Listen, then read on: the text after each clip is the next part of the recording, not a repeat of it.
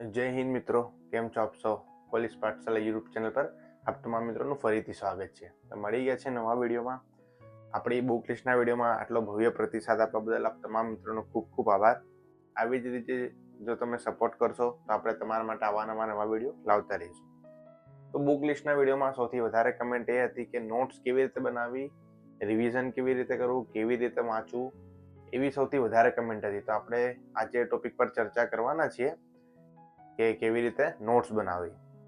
એની પહેલા હું એક વાત કરી દઉં કે એ જ વિડીયોમાં સૌથી વધારે કોમેન્ટ એવી છે કે નોટ્સની પીડીએફ તમે આપશો કે નહીં આપો. તો મિત્રો, પીડીએફ બનાવવામાં બહુ વાર લાગે છે, એટલે ધીમે ધીમે હું પીડીએફ ઉપર કામ શરૂ જ છે. આપણે એક બંધારણની જે પીડીએફ છે આપણે ટેલિગ્રામ ચેનલ પર મૂકી દીધી છે ઓલરેડી. તો તમે ટેલિગ્રામ ચેનલ પર ના જોડાયા હો તો ખાસ કરીને ટેલિગ્રામ ચેનલમાં જોડાઈ જજો.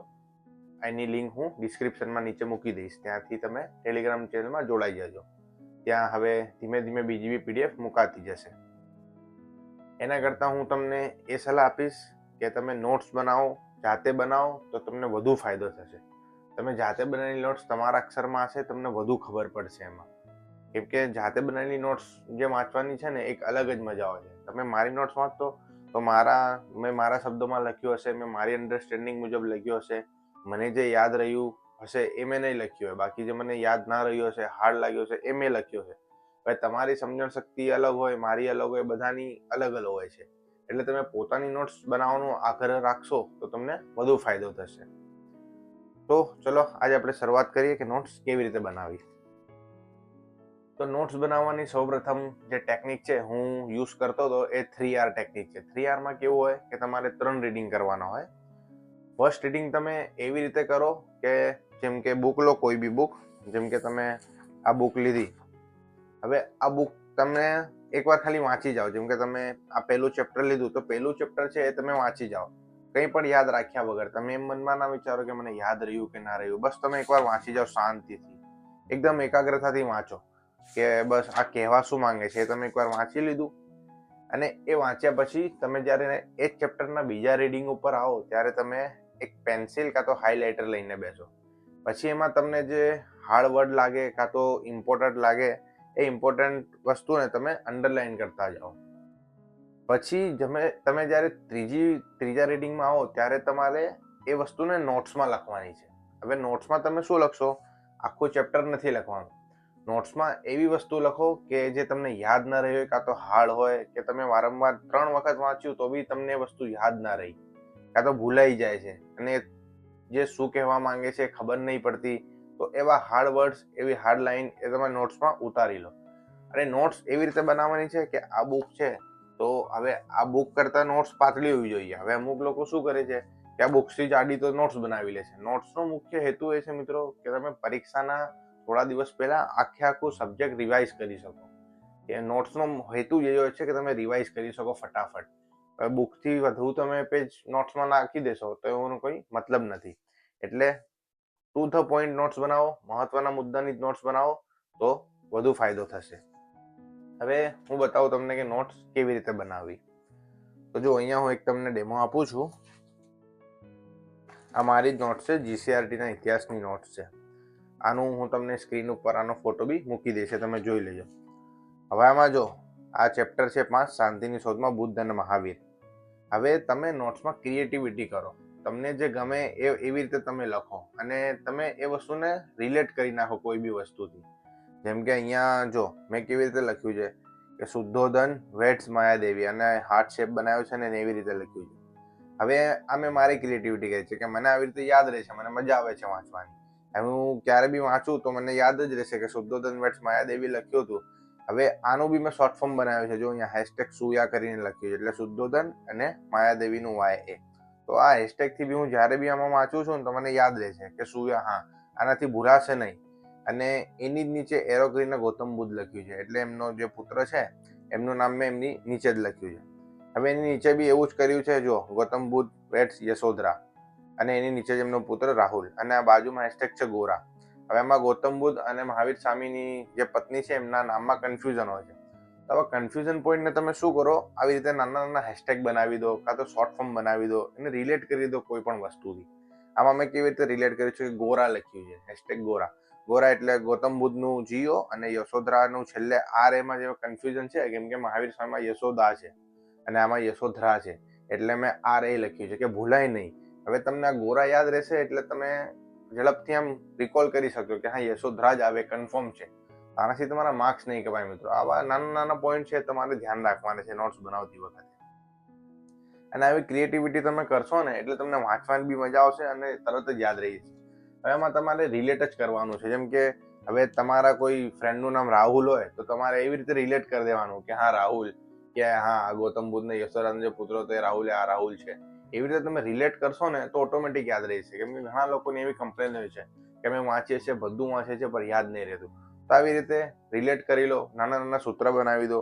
આવી રીતે નીચે જે ગૌતમ બુદ્ધ સુધારક તરીકે છે એમના જે ઉપદેશો છે એ નીચે મેં શોર્ટ ટ્રીક થી જો અહીંયા લખ્યું છે. શોર્ટ ટ્રીક એવું લખ્યું બી છે અને એક બોક્સમાં લખ્યું છે કે ઇક ઉસ્ત્ર અને બાજુમાં જેનું જે ફૂલ ફોર્મ છે કે ઈશ્વરના આત્માનું નિર્કાણ, કર્મકાંડનો વિરોધ, ઊંચ નીચનો ભેદભાવનો વિરોધ, સ્ત્રીઓને મહત્વ. તો આ બધું તમને એક સાથે યાદ ના રહે તો આ શોર્ટ ફોર્મ બી તમને યાદ હશે તો એના ઉપરથી આ તમને યાદ ઓટોમેટિક આવી જશે. તો આવી રીતે તમે તમારી નોટ્સ બનાવી શકો છો. બધા સબ્જેક્ટમાં તમે આવી રીતે કરી શકો છો. કોઈ પણ સબ્જેક્ટ હોય, બંધારણ હોય તો બંધારણમાં બી તમે ખાસ રિલેટ કરવાનું રાખજો મિત્રો. કેમ કે તમે જેટલું રિલેટ કરશો ને એટલે તમને વધુ યાદ રહેશે. તમે ખાલી વાંચ કરશો તો એટલું બધું યાદ નહીં રહે, પણ તમે તમારી આજુબાજુની વસ્તુ છે એને રિલેટ કરી દેશો ને તો તમને ઝડપથી યાદ રહેશે. પછી આમાં જો બીજું છે ચેપ્ટર નંબર 6 મૌર્ય યુગ. તો આમાં એકદમ શોર્ટમાં જ લખ્યું છે. સ્થાપક ચંદ્રગુપ્ત મૌર્ય, પછી એની જે BC 321 થી 297 છે એ લખ્યું છે. એ ચાણક્ય તો અર્થશાસ્ત્ર, મેગેસ્ત્રી તો ઇન્ડિકા. પછી જો જે યુદ્ધો થયા છે એમાં મેં શું કહ્યું, ચંદ્રગુપ્ત મૌર્ય વર્સિસ ગ્રીક રાજા સેલ્યુકસ નિકેટર. હવે તમારે આખી લાઈન નથી લખવાનું કે ચંદ્રગુપ્ત મૌર્ય ગ્રીકના રાજા સેલ્યુકસ નિકેટર સાથે યુદ્ધ કર્યા અને એ જીત્યો, પછી એને 4 પ્રદેશ જીત્યા, એવી રીતે નહીં. જો શોર્ટ ફોર્મમાં ચંદ્રગુપ્ત મૌર્ય વર્સિસ ગ્રીક રાજા સેલ્યુકસ નિકેટર, પછી એના ઉપર વિનર લખ્યું છે અને ટીક કર્યું છે. અને નીચે ખાલી શોર્ટ ફોર્મમાં લખ્યું 4 પ્રદેશ જીત્યા, કાબુલ, કંધાર, હેરાન, બલુચિસ્તાન. અને એની બાજુમાં જેની પુત્રી હેલેનાને ચંદ્રગુપ્ત મૌર્યને પરણાવી રાજદૂત મેગેસ્ત્રીને દરબારમાં મોકલ્યો. એવી મુદ્દા લખી દીધા એટલે આટલામાં બધું પતી ગયું. હવે નીચે જે લખ્યું છે જો અહીંયા બી મેં એક હેશટેગ વાપર્યું છે કે જૂનાગઢનો શુભ પુસ્તકયુક્ત સુદર્શન તળાવ બનાવે. તો એમાં મેં હેશટેગ વાપર્યું છે ચપ્પુ. કેમ કે આમાં 3 છે તો બધા શુભ અને રાજા મિક્સ ના થઈ જાય એના માટે મેં અહીંયા હેશટેગ વાપર્યું છે ચપ્પુ. ચપ્પુ એટલે ચંદ્રગુપ્ત મૌર્ય એની સાથે પુષ્યગુપ્ત. તો આવા શોર્ટ ફોર્મ તમે બનાવશો ને તમે ઘણા મદદરૂપ થશે. આ તમને એક્ઝામમાં ભૂલાશે નહીં. કેમ કે ઘણા લોકોને એક્ઝામમાં ભૂલાઈ જાય છે કાં તો મિક્સ થઈ જાય છે. તો આ વસ્તુથી તમારું મિક્સ નહીં થાય અને તમે પ્રોપર યાદ રહેશે 100% કે હા આમાં આ જ વસ્તુ આવે છે. તો આ થઈ આપણી નોટ્સની વાત. તો આ થઈ બુકમાંથી નોટ્સ બનાવવાની વાત. હવે જે લોકો ઓફલાઈન એકેડમી જોઈન કરે છે કાં તો ઓનલાઈન લેક્ચર જુએ છે એ લોકો કેવી રીતે નોટ્સ બનાવે. તો તમે જે પણ ફેકલ્ટી જોડે ભણો છો એ ફેકલ્ટીને ખાસ કહેવાનો આગ્રહ રાખો કે અમારે નોટ્સ જ જોઈએ છે. પીપીટીમાં તો કોઈ પણ આવીને ભણાવી જાય. તમારે પીપીટીમાંથી નથી ભણવાનું, તમારે એની નોટ્સ પ્રોપર હોવી જ જોઈએ લેક્ચરની. એમ પેલી પીપીટીમાંથી ભણાવે એ વાત બરાબર છે, પણ પીપીટીમાંથી તમારી નોટ્સ તૈયાર થયેલી હોવી જોઈએ. તમારે ફેકલ્ટીને કહેવાનું કે મને નોટ્સ બને એવી રીતે લખાવો. ખાલી પીપીટી રીડ કરવાથી તમને કઈ પરીક્ષામાં આવી જવાનું નથી. તમારે એનું રિવાઇઝન કરવું પડશે, એની નોટ્સ બનાવવી પડશે. તો એટલે મોસ્ટ ઓફ હવે તો બધા ફેકલ્ટી નોટ્સ બનાવે જ છે. એટલે એ જે પણ નોટ્સ બનાવો એની પ્રોપર તમે નોટ્સ બનાવો. લેક્ચર વાઇઝ જે બી લેક્ચર 1, 2, 3 હોય એમાં જે ટોપિક ચાલ્યા હોય એનું પ્રોપર નોટ્સ બનાવો, એનું રિવિઝન કરો. અને એક્ઝામ પહેલા બી એ નોટ્સનું રિવિઝન કરવાનું. પછી પાછા 2-2 કલાકના કંઈ લેક્ચર જોવા નથી બેસી જવાનું. નોટ્સનું મહત્વ ફરીથી કહું છું એ જ છે રિવાઇઝ કરવાનું. અને તમે જેટલું વધુ રિવાઇઝ કરશો એટલું વધારે તમને એક્ઝામમાં મદદરૂપ થશે. હવે રિવિઝન કેવી રીતે કરવું એના બી ઘણા બધા ક્વેશ્ચન હતા. તો તમે જેમ કે નોટ્સ લીધી, હવે તમારે રિવિઝન કરવું છે તો તમે હાઇલાઇટ કરેલા જશે અમુક મુદ્દા જે તમને યાદ નથી રહેતા. તો એનું જ તમારે રિવિઝન કરવાનું છે. જે વસ્તુ તમને યાદ રહી ગઈ છે એ વારંવાર નથી વાંચવાની.